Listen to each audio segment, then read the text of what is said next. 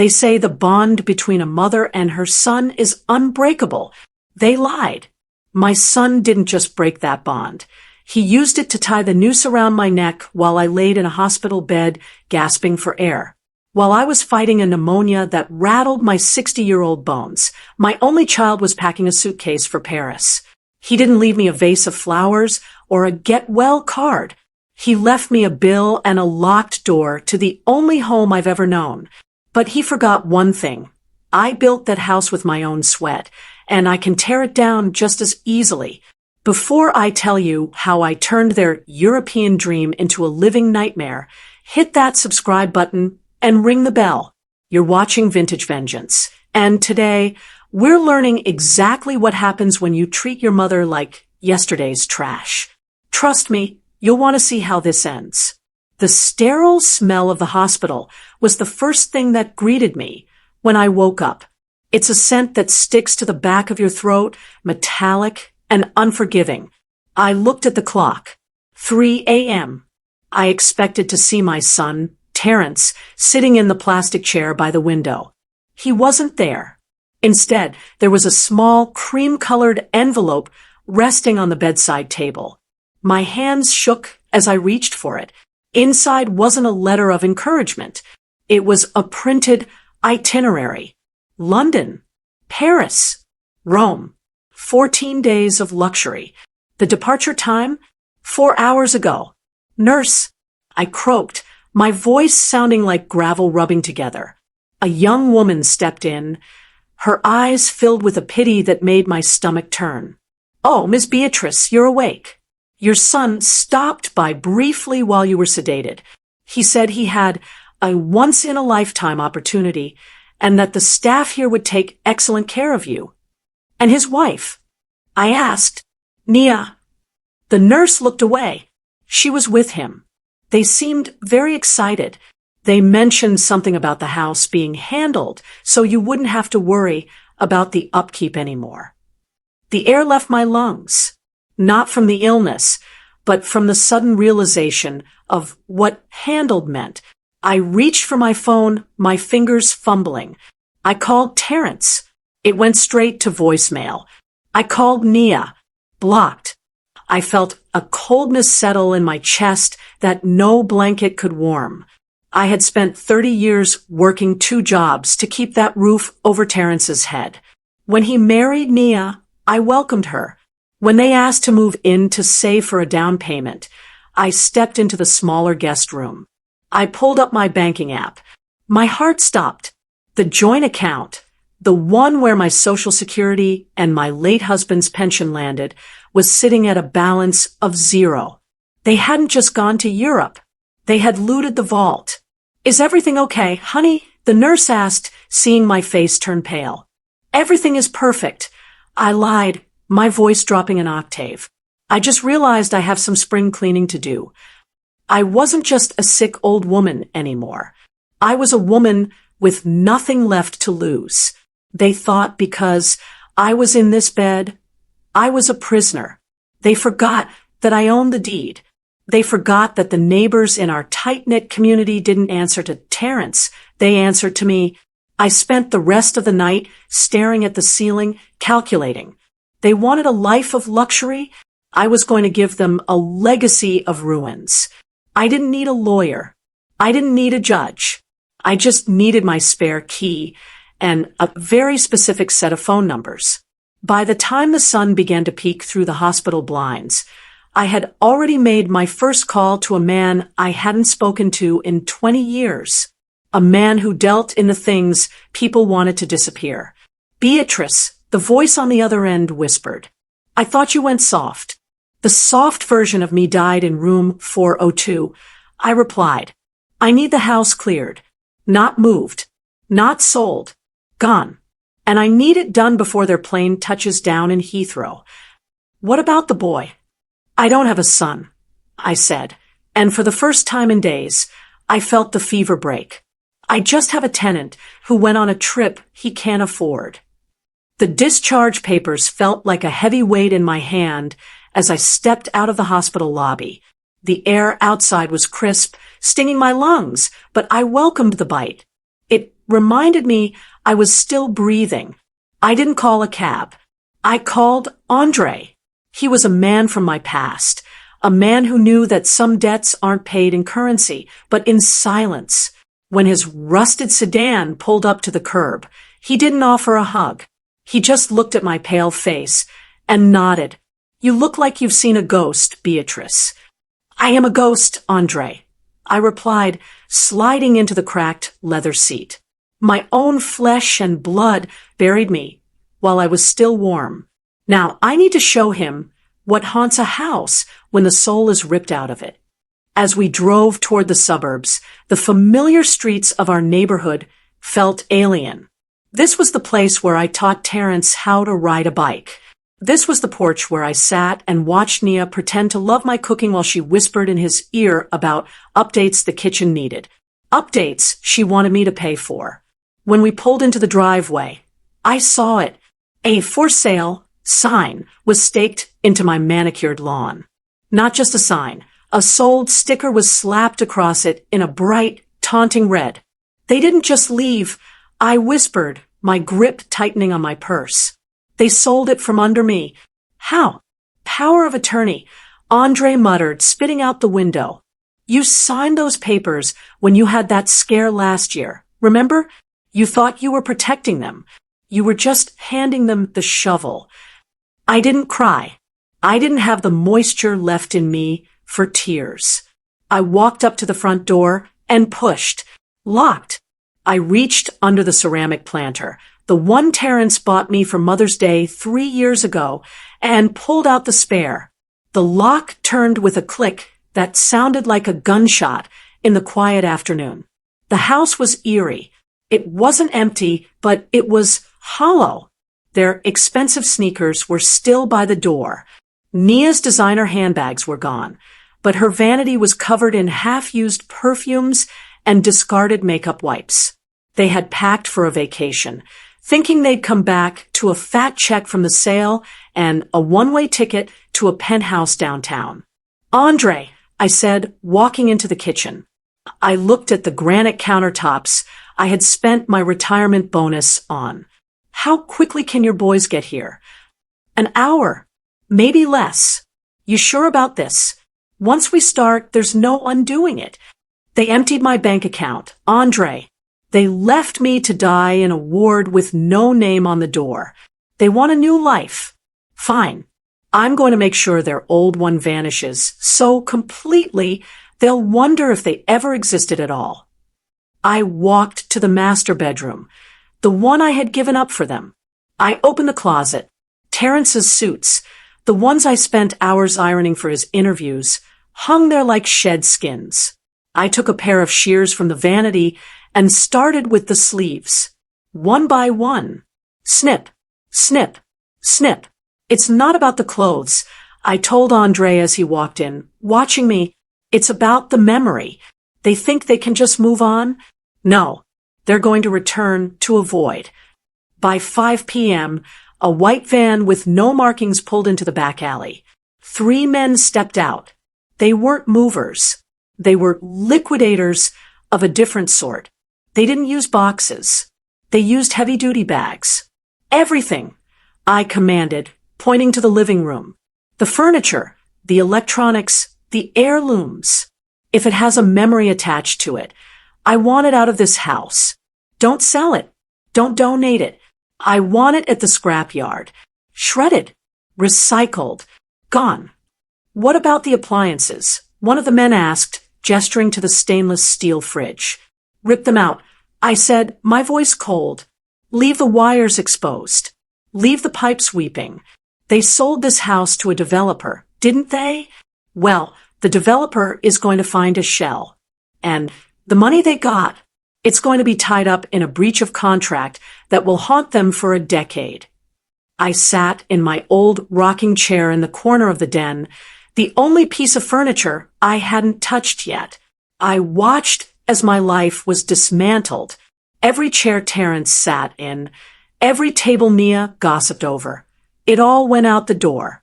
As the sun began to set, casting long, orange shadows across the hardwood, my phone buzzed. A text from Terrence. A picture of a glass of wine in front of the Eiffel Tower. Thinking of you, Mom. Rest up. We'll talk when the jet lag wears off. Love, T. I looked at the picture, then at the empty, echoing room around me. I didn't reply. Instead, I took a photo of the bare walls and the dangling light fixtures. I didn't send it. Not yet. Vengeance is a dish that needs to be chilled, and their flight home was still 12 days away. Andre, I called out. Find out who bought the house. I want to know exactly how much my son thinks my life is worth. Andre didn't need long.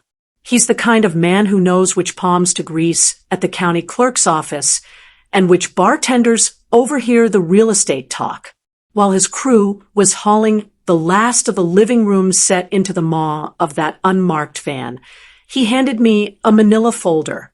It was cold to the touch, or maybe that was just my nerves. It wasn't just a sale, Beatrice, Andre said, leaning against the kitchen island that was now stripped of its marble top. It was a liquidation. They sold it to a fix and flip outfit called Apex Realty. Cash deal. Fast closing. They signed the final papers the morning you were admitted to the ICU. I opened the folder. My eyes blurred for a second, then sharpened. $450,000. That's what 30 years of my life was worth to Terrence. He didn't even hold out for market value. He took the lowball cash offer because he was in a hurry to get to Heathrow. He sold the roof over my head for the price of a few years of living large. And the money? I asked, my voice steady. Wired to a new account. Not your joint one. A private one in Nia's name. Andre revealed. A bitter laugh escaped my throat. She was the architect. My son was just the labor. He always did have a weak spine when a woman whispered something sweet in his ear. I walked through the skeletal remains of my home. It felt like walking through a ribcage. The shadows were longer now, stretching across the floorboards where the rugs used to be. I went to the floor vent in the hallway, the one Terrence always complained rattled when the heat kicked on.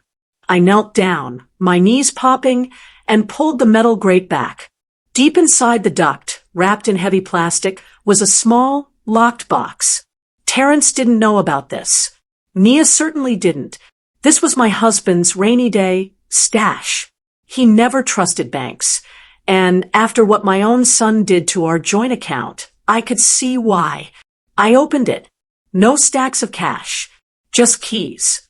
Keys to a property Terrence forgot I owned. A derelict auto shop on the edge of the county line that had been sitting in probate for years. And something else. A digital recorder. My husband, Silas, had been a cautious man.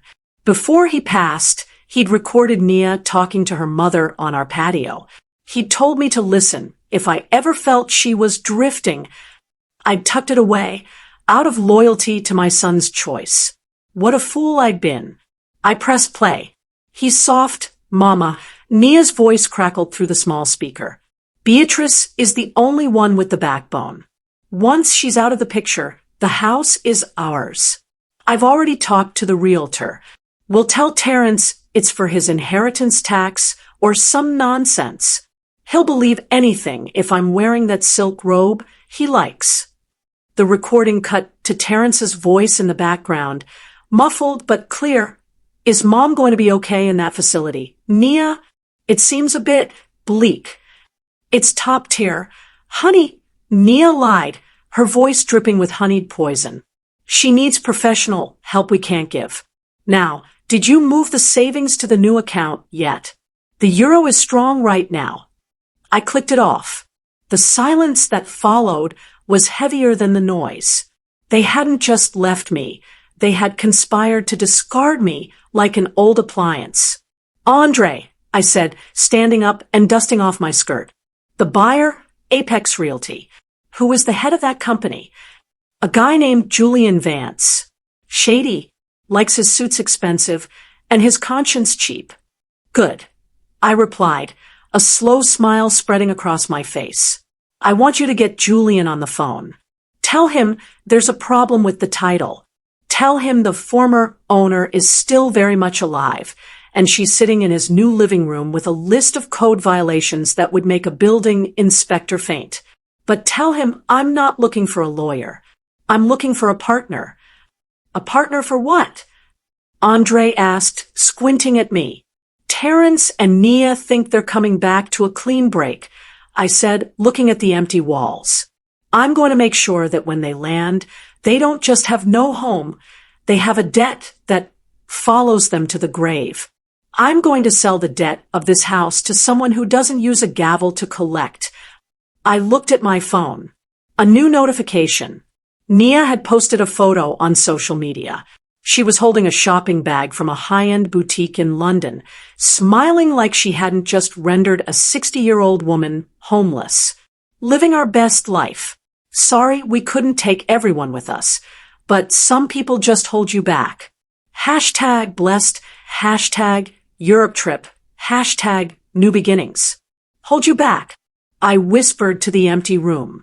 Oh, Nia, you haven't seen me hold back yet. I turned to Andre. Pack up. We're going to the auto shop. I have some calls to make to the neighbors. If my son wants to sell my life, he's going to find out the price is higher than he can afford to pay. The auto shop was a graveyard of rusted steel and broken dreams, but to me, it was a fortress. It sat on a dead-end road where the streetlights flickered, and the police only came if there was smoke. Andre sat on a milk crate, watching me flip through an old leather-bound address book.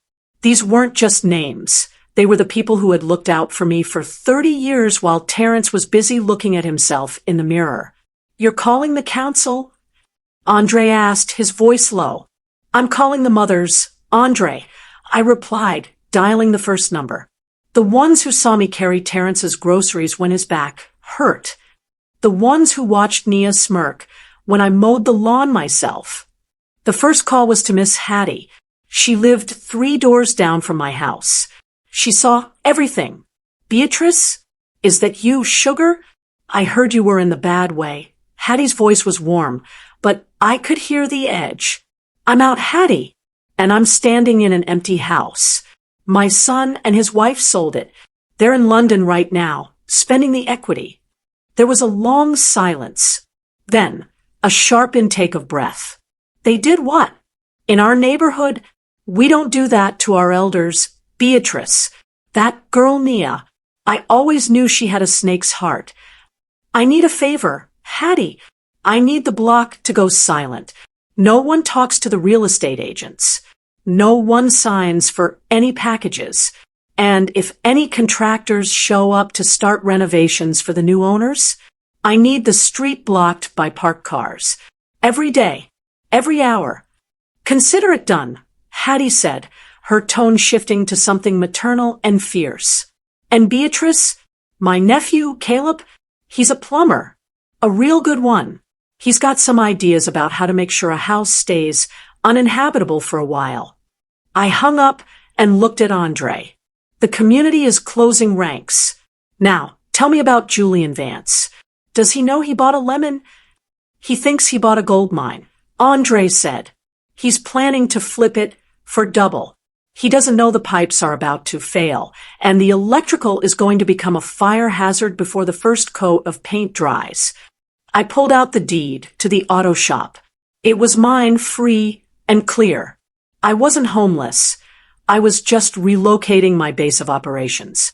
But Terrence and Nia, they didn't have a backup plan. They had put everything into this trip, assuming the house sale would cover their return to a luxury rental. Call Julian, I commanded. Tell him I want to meet. Not at the house. Here, in the dark. An hour later, a sleek black SUV pulled into the gravel lot of the shop. Julian Vance stepped out, looking like a man who had never seen a day of hard labor in his life. He looked at the rusted cars, and then at me, standing under a single buzzing bulb. Miss Beatrice, he said, adjusting his cufflink. I was told there was a complication with the title.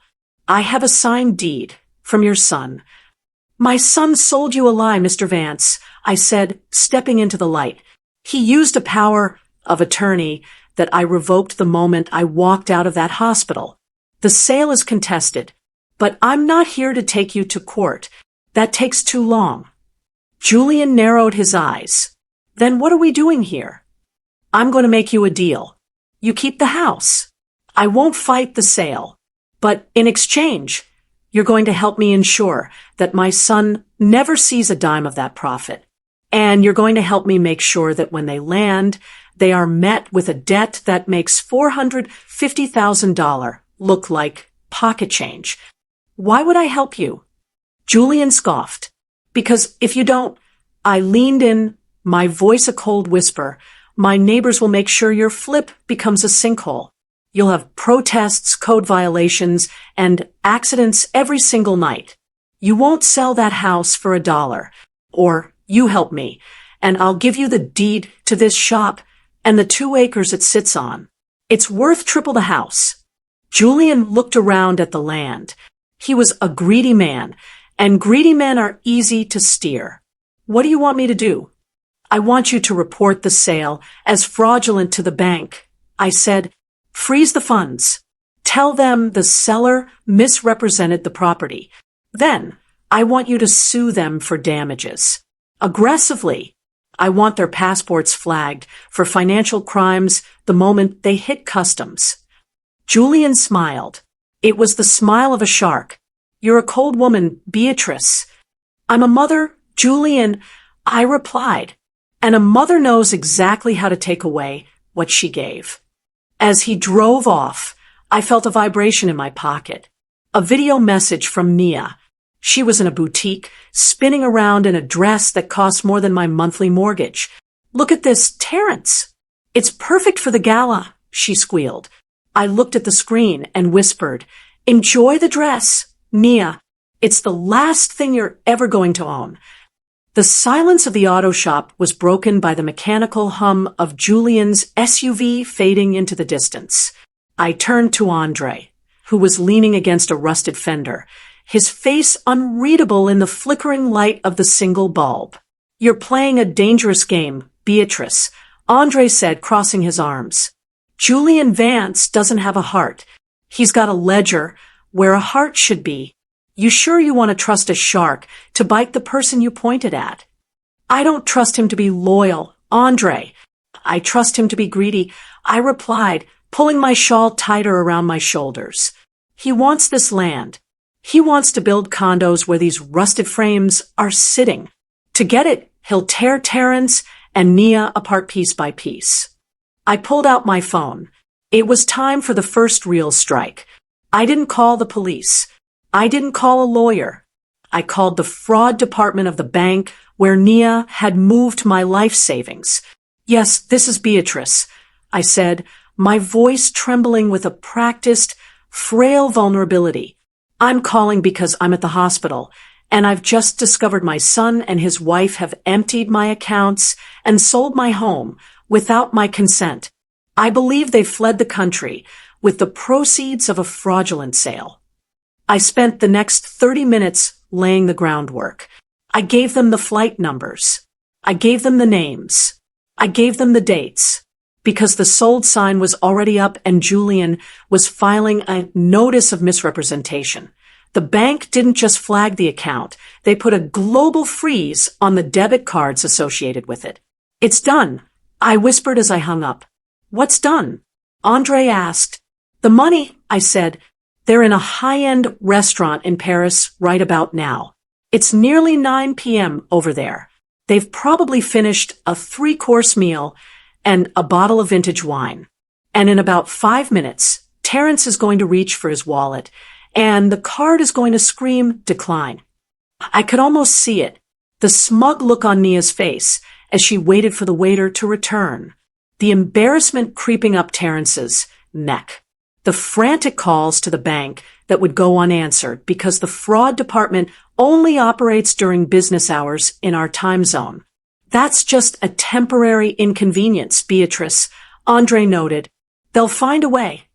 Not when Julian's legal team files the emergency injunction. I countered. He's claiming the $450,000 was obtained through elder abuse and title fraud. The bank won't just freeze the cards. They'll claw back the wire transfer. By tomorrow morning, their luxury bank account will show a negative balance that would make a millionaire weep.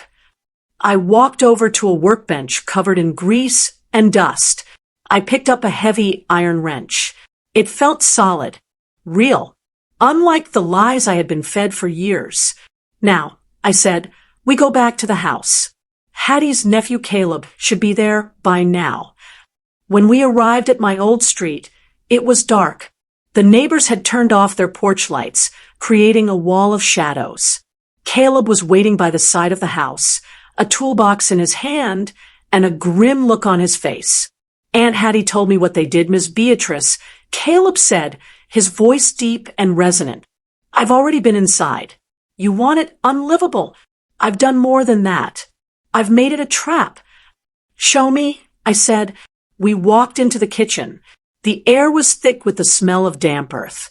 Caleb had opened the main water line and redirected the pressure. He hadn't broken the pipes. He had loosened the junctions behind the drywall. The moment they try to turn on the shower or the kitchen sink, Caleb explained, the pressure will blow the seals inside the walls. The house won't flood overnight. It'll rot from the inside out. By the time they realize why the floorboards are warping, the mold will have taken the foundation. No insurance company touches gradual internal seepage caused by mechanical failure when the house was supposed to be vacant. And the electricity? I asked. Caleb smirked. I swapped the breakers. If they plug in more than a lamp, the whole system will short circuit. It'll cost $50,000 just to rewire the place. They'll be sitting in a dark, damp tomb. I looked around the empty kitchen. I could almost hear Nia's laughter from the Christmas before when she told me I should move into a retirement community because the stairs were getting too much for me. They wanted me in a cage. I whispered. So I've built one for them. My phone buzzed. A flurry of missed calls from Terrence. Then a text. Mom, pick up. There's a problem with the cards. The bank says the account is under investigation. Did you do something? We're stuck at the hotel, and they're threatening to call the police because we can't pay the bill. Beatrice, answer me. I felt a surge of adrenaline. I didn't type a word. I just sat on the floor of my empty kitchen, leaning against the wall, and watched the 3 dots of his typing bubble appear and disappear over and over again. Andre, I said, looking up, how much is a one-way ticket from London to here if you have to buy it at the gate with no credit card? About $3,000. Andre replied. Why? Because, I said, a cold grin spreading across my face. I want to see how much Nia loves him when they're sleeping on a bench in Heathrow, waiting for a miracle that isn't coming. The silence of the stripped house was broken only by the rhythmic vibration of my phone against the hardwood floor. It danced in a small circle lit up with Terrence's face. Every time the screen went dark, it lit up again seconds later. He was panicking. Good. Panic makes people sloppy, and I needed him to be as messy as the life he tried to leave me with. Aren't you going to answer? Andre asked, watching the phone spin. Not yet, I said, my voice as dry as the dust in the corners. I want him to feel the walls closing in. I want him to look at Nia and see the person who talked him into this. I want the finger pointing to start before they even leave the terminal. I picked up the phone and finally swiped to accept. I didn't say hello. I waited. Mom? Mom. Thank God. Terrence's voice was frantic, the background noise of a busy street, likely a Parisian boulevard, bleeding through. There's been a massive mistake. The bank froze everything. They're saying the house sale is under investigation for fraud. Nia is losing her mind. We can't even pay the hotel bill. Mom, you have to call the bank and tell them it was a misunderstanding. Tell them you authorized the sale. A misunderstanding? Terrence! I asked, my tone eerily calm. A misunderstanding is forgetting to pick up milk. Selling my home while I'm unconscious in a hospital bed is a choice. Leaving me with a zero balance and a medical bill I can't pay is a betrayal. I didn't authorize anything. Mom, please, he hissed. I could hear Nia in the background, her voice sharp and demanding. We were going to set you up in a nice place when we got back. We just needed the capital for the trip and the new investment. If you don't fix this, they're going to arrest us for theft of services at the hotel. Then I suppose you'll finally have a roof over your head. I replied, even if it has bars. Goodbye, Terrence. I hung up and looked at Andre. They're desperate. Julian's legal team has already filed the lease pendens on the property. That house is legally radioactive now. No one can move in, no one can sell it, and no one can take out a loan against it. It's a dead asset. So what's the move? Andre asked. They'll find a way back. They have friends. They have credit cards Nia probably hid from you. I've already taken care of the friends. I said, I spent the last hour sending the recording of Nia's plan to her mother and her sisters. I sent the bank statements showing exactly how much they stole from a sick woman. In our circle, that kind of news travels faster than a fever. No one is going to wire them a dime. They're pariahs. I stood up and walked to the window. Across the street, I saw a black sedan idling. Not Julian's. This one was older, tinted windows, heavy. Who's that? I whispered. Andre looked out and stiffened. That's the collection arm for the private lender Nia used to bridge the gap before the house money cleared. She didn't just steal your money, Beatrice.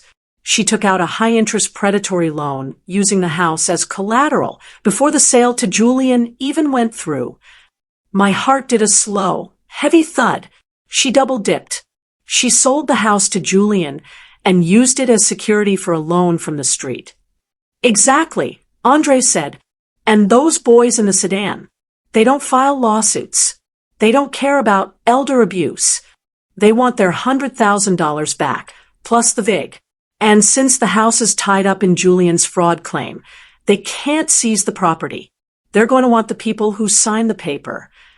A cold thrill ran through me. I hadn't even planned for this. But Nia's greed had done the work for me.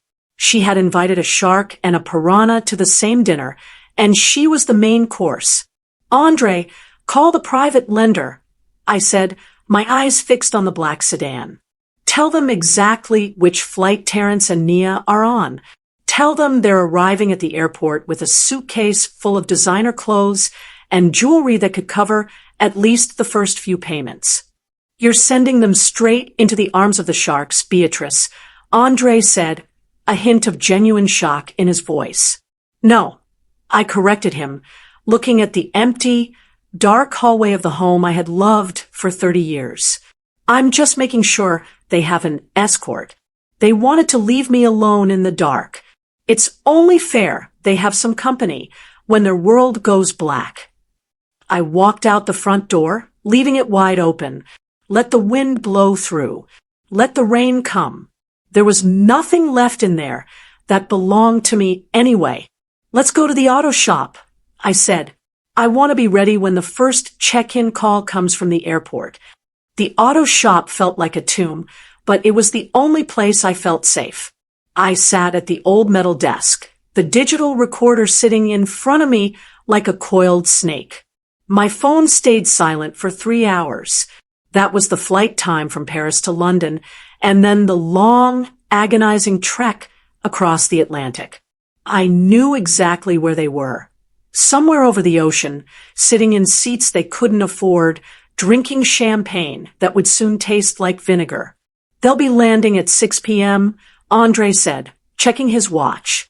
He was cleaning a spark plug with a rag, his eyes focused.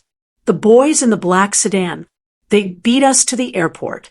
They're sitting in the cell phone lot, waiting for the arrival's gate to flicker. Good, I said, but I have one more call to make before they touch soil. I dialed the number for the Port Authority. I didn't ask for a friend. I asked for the tip line. I'd like to report a pair of travelers arriving from London, I said, my voice steady and devoid of emotion. Flight 402. They're carrying high-value luxury goods purchased with funds from a domestic wire fraud. I believe they intend to liquidate the items to avoid a court-ordered freeze on their assets. Their names are Terrence and Nia. I gave them the descriptions. I gave them the ticket numbers. I knew that Nia, in her arrogance, would have bought enough jewelry and leather to trigger every red flag in the Customs and Border Protection Handbook. If they weren't stopped for the fraud, they'd be stopped for the taxes. Either way, they weren't walking out of that airport with those suitcases. You're stripping them down to the skin, aren't you? Andre asked, setting the spark plug down. They stripped me down to a hospital gown. Andre, I'm just returning the favor. My phone finally buzzed. It was a private number. I answered. Beatrice? It's Julian Vance. The realtor's voice sounded tense, hurried. The bank just notified me that the private lender has filed a secondary lien on the house. This property is a mess. I can't flip this for months, maybe years. You didn't tell me about the street money. I didn't know about it, Julian. I lied smoothly, but it works in our favor. If the street is looking for them, they'll be looking for the money. If you help me pin the fraud on Nia specifically, the street will look at her as the debtor. You can settle the house with Terrence for a fraction of the cost once I've broken him. And what do I get out of that? You get the auto shop deed tonight, I said, and you get to watch a predator get hunted. I thought you liked the sport. Julian let out a short, dark laugh. The paperwork for the shop better be on my desk by morning. And Beatrice, stay away from the airport. Things are going to get loud. I hung up and looked at the clock. 6:15 p.m. They were on the ground. 10 minutes later, the messages started. Not from Terrence. From Nia. You old hag. The text read, we're in a private room at Customs. They took everything. My bags, my watch, even the gift I bought for my mother. They're saying the funds are tainted. I know this was you. When I get out of here, I'm going to make sure you rot in the street. I didn't reply. I waited. 5 minutes later, a call came through. It was Terrence. He was crying. Not the cry of a man who was sorry, but the cry of a child who had been caught and realized there was no way out. Mom, please. They're talking about indictments. Nia is screaming at the officers, and they've handcuffed her. The friends we owe money to, they're standing right outside the glass doors. Mom. I can see them. They're just standing there, watching us. They know we don't have the money. Please, you have to tell the bank to release the hold, just for 24 hours, so I can pay these people. I can't do that, Terrence, I said, my voice cold and echoing in the shop. The money isn't yours. It isn't mine anymore, either. It's evidence. They're going to kill me, Mom, he wailed. Then I suppose you should have stayed in Paris. I said, I hear the weather is lovely this time of year. I turned the phone off. I looked at Andre. The first stage is complete. They're trapped between the law and the lawless. Now, we go to the house one last time. I want to be there when the private lenders realize the house is a hollow shell. The drive back to the neighborhood was silent. The street lights flickered like dying stars. As we turned onto my block, I saw them. The black sedan was parked right in front of my driveway. 2 men were standing on the lawn, their silhouettes sharp against the sold sign. They weren't looking for a for sale sign. They were looking for their investment. Stay in the car, Andre, I said softly. Beatrice, those aren't the kind of men you talk to with a shawl and a smile, Andre warned, his hand on the door handle.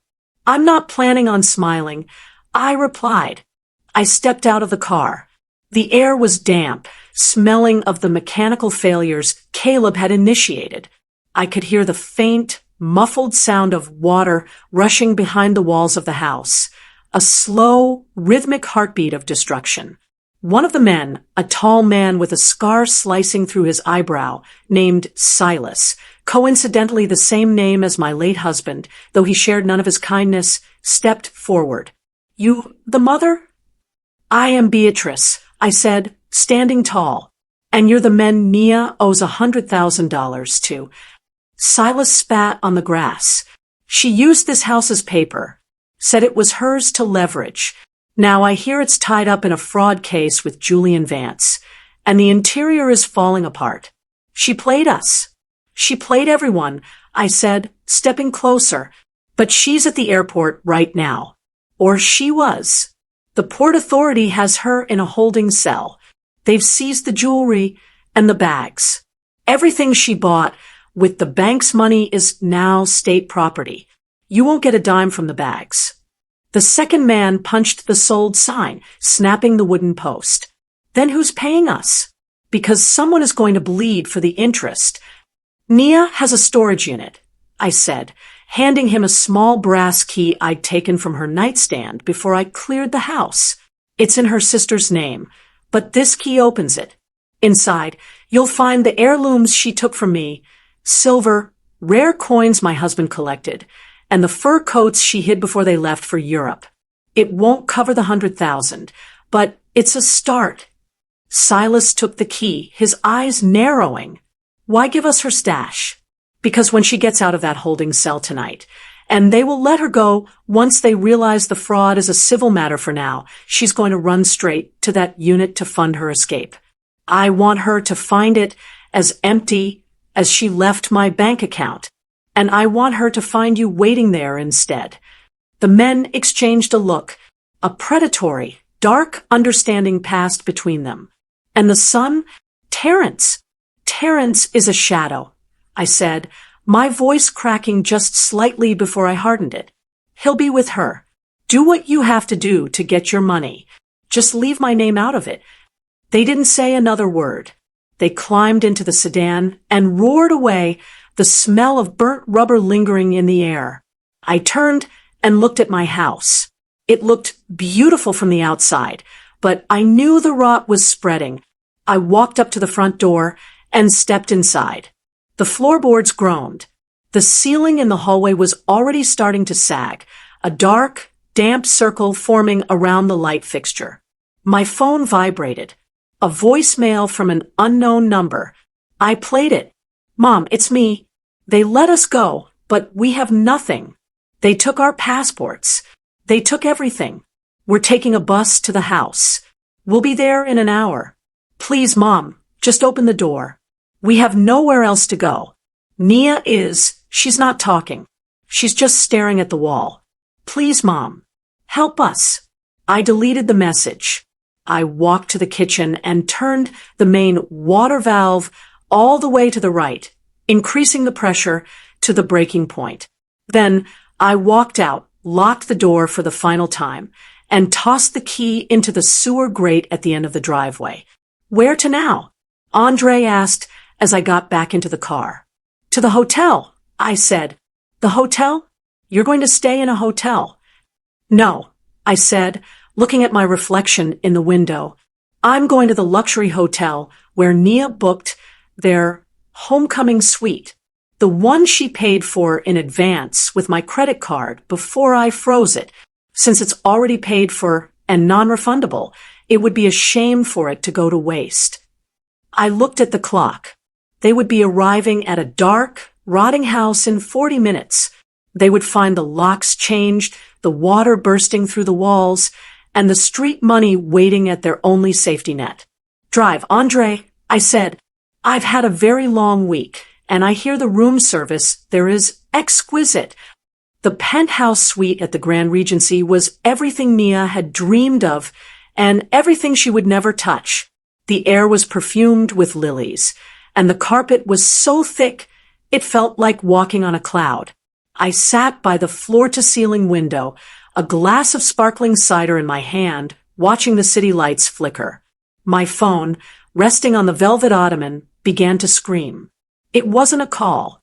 It was a security alert from the smart doorbell I'd installed months ago, the one Nia forgot existed. I opened the app. The black and white feed showed two bedraggled figures standing on my porch. Terrence looked like a shell of a man. His expensive linen shirt was stained with sweat and airport grime. Nia stood behind him, her eyes darting around like a trapped animal. They were banging on the door, the sound echoing through the tiny speakers of my phone. "Mom, open up." Terrence's voice was a ragged sob. "The key won't work. The handle is dead. Mom, please, it's raining." I watched them. I watched Nia try to shove her shoulder against the solid oak door I'd had reinforced years ago. Then I saw the headlights. A slow-moving car pulled up to the curb. It didn't turn its lights off. It just sat there, idling. I knew that silhouette. It was Silas and the collection crew. They hadn't gone to the storage unit yet. They had decided to check the primary residence first. On the screen, I saw Terrence freeze. He recognized the car. He grabbed Nia's arm, whispering something frantic, but she pushed him away, screaming at the house, screaming at me. "You old witch!" Nia shrieked at the doorbell camera. "I know you're listening. You think you've won? We sold this place. We have the contract. I'll have the police drag you out of here." As if on cue, the sold house began to fight back. A loud, wet thud sounded from inside the foyer, followed by the sound of rushing water. Caleb's mechanical failure had finally reached the breaking point. The pressure had blown the upstairs pipes. A torrent of brown, rusted water began to seep out from under the front door, soaking Nia's expensive Italian leather shoes. "What is that?" Terrence yelled, backing away from the porch. "Mom, the house is flooding. The pipes are bursting." I pressed the microphone button on the app. My voice came out of the doorbell speaker, cold and distorted. "The house is rejecting you, Terrence," just like I did. Nia lunged at the camera. "Beatrice, you crazy bee." "The men in the car behind you," I interrupted, my voice dropping to a whisper that made her stop mid-sentence. "They aren't here for the house, Nia. They're here for the 100,000 you borrowed. And I told them you had the cash hidden in your luggage. The luggage that customs just confiscated." Nia turned her head slowly. The car door of the black sedan opened. Silas stepped out, holding a heavy iron tire iron. He didn't look like a businessman anymore. He looked like a debt collector. "Terrence, run!" Nia screamed, but it was too late. The feed cut to black as Silas's partner reached the porch and smashed the camera with a single blow. The last thing I heard was the sound of glass shattering and the heavy splash of water as it poured off the porch like a waterfall. I set the phone down and took a sip of my drink. "Is it over?" Andre asked from the doorway of the suite. He had stayed to make sure I was settled. "No," I said, looking out at the horizon. "The law will eventually come for the fraud. The street will eventually come for the debt. But the vengeance, that's just beginning. They think the bottom is a hospital bed. They're about to find out the bottom has no floor." I reached into my purse and pulled out a small, encrypted USB drive. It contained every shred of evidence Julian Vance needed to ensure the sale was tied up in litigation for the next 20 years. Neither the bank, nor Julian, nor Terrence would ever see a penny from that property. It would sit there, rotting and weeping, a monument to a son's greed. "I want to see the storage unit tomorrow," I told Andre. "I want to be there when they realize the only thing left of their new life is a pile of my old clothes." The morning sun over the city was cold and indifferent, much like my heart had become. I stood in front of the storage unit on the outskirts of town, the heavy rolling door casting a shadow over the pavement. Andre stood behind me, his hands deep in his pockets. A rusted taxi pulled up to the gate. Two people climbed out. They looked like ghosts. Terrence's eye was swollen shut, and his lip was split. A parting gift from Silas, no doubt. Nia looked even worse. Her designer dress was torn at the hem, stained with the muddy water of my ruined foyer. They moved with the heavy, sluggish gait of the defeated. When they saw me standing there, Terrence let out a sound that was half sob, half gasp. He stumbled toward me, his hands shaking. "Mom, please," he choked out. "They took everything we had left. They followed us all night. We had to hide in a 24-hour laundromat. They said if we don't have 20,000 by tonight, they're coming for our legs. Please, tell me you have the silver. Tell me the coins are in the unit." I didn't move. I didn't blink. I simply reached out and slid the rolling door upward. The unit was empty. There were no silver platters, no rare coins, no fur coats. The only thing sitting in the center of the concrete floor was a single dusty cardboard box. Nia pushed past Terrence, her face contorted with a manic desperation. "Where is it? Where is the stash, you old hag? I know you put it here. I saw the inventory list in your desk." "I sold it, Nia," I said, my voice as steady as a surgeon's hand. "I sold it all while I was waiting for my discharge papers. I used the money to pay for this penthouse suite and to hire Andre's friends. You see, you aren't the only one who knows how to liquidate assets." Terrence fell to his knees. The realization finally hit him. There was no rescue coming, no hidden treasure, no motherly love left to exploit. "What are we supposed to do?" he whispered to the floor. "We have no house, no money, no credit. The police are looking for us for the bank fraud, and the street is looking for us for the debt. We're dead, Mom. You're killing us." "I'm not killing you, Terrence," I said, leaning down so I could look him in his one good eye. "I'm letting you live the life you designed for me. You wanted me homeless? You're homeless. You wanted me broke? You're broke. You wanted me alone. Look at the woman standing next to you. She'll leave you the second she finds someone with a fuller wallet. You're already alone." I turned to Nia, who was backing away, her eyes wide with a newfound terror.